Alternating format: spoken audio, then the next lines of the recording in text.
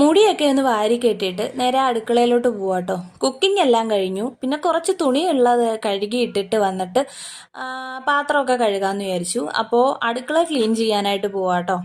പാചകമൊക്കെ കഴിഞ്ഞ സ്ഥിതിക്ക് ഞാൻ ചോറൊക്കെ ഊറ്റി വെച്ചിട്ടുണ്ടായിരുന്നു. അപ്പോൾ അതൊക്കെ എടുത്ത് നേരെ പാത്രത്തിലോട്ടാക്കി. നമ്മുടെ ആ കുഞ്ഞു കലത്തിലാട്ടോ ഞങ്ങൾക്ക് മൂന്നൂർക്കും ചോറ് വയ്ക്കുന്നത്.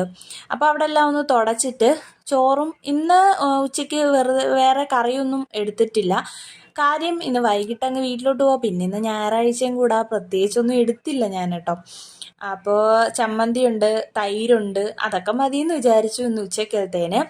അങ്ങനെ ഇതെല്ലാം ചെയ്തിട്ട് വേണം ഇനി വൈകിട്ട് വീട്ടിലോട്ട് പോകാം. വൈകിട്ട് അമ്പലത്തിൽ കയറി തൊഴുതിട്ട് നേരെ ചേട്ടായുടെ അമ്മയുടെ അടുത്തോട്ട് അങ്ങ് പോവാമെന്ന് വിചാരിച്ചു. പിന്നെ രാത്രി തന്നെ തിരിച്ചിങ്ങി വരും കേട്ടോ. നാളെ ജോലിക്കൊക്കെ പോകണം. നീലൂട്ടനെ നാളെ മുതൽ അംഗൻവാടി വിടണമെന്ന് ഇങ്ങനെ ആലോചിക്കുന്നുണ്ട്.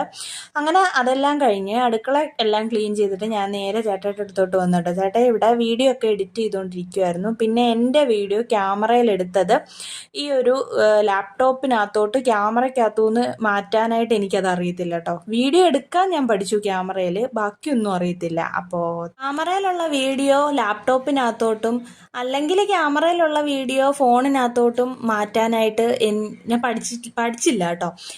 ലാപ്ടോപ്പിനകത്തുള്ള വീഡിയോസൊക്കെ എഡിറ്റ് ചെയ്യാനൊക്കെ പഠിച്ചു. അപ്പം ഞാൻ എൻ്റെ ഒരു ഷോർട്ട് വീഡിയോ എഡിറ്റ് ചെയ്തുകൊണ്ടിരിക്കുക കേട്ടോ. അപ്പോൾ ഇത്രയേ ഉള്ളൂ. അടുത്ത ദിവസം നമുക്ക് വീഡിയോ ആയിട്ട് കാണാം. ബൈ.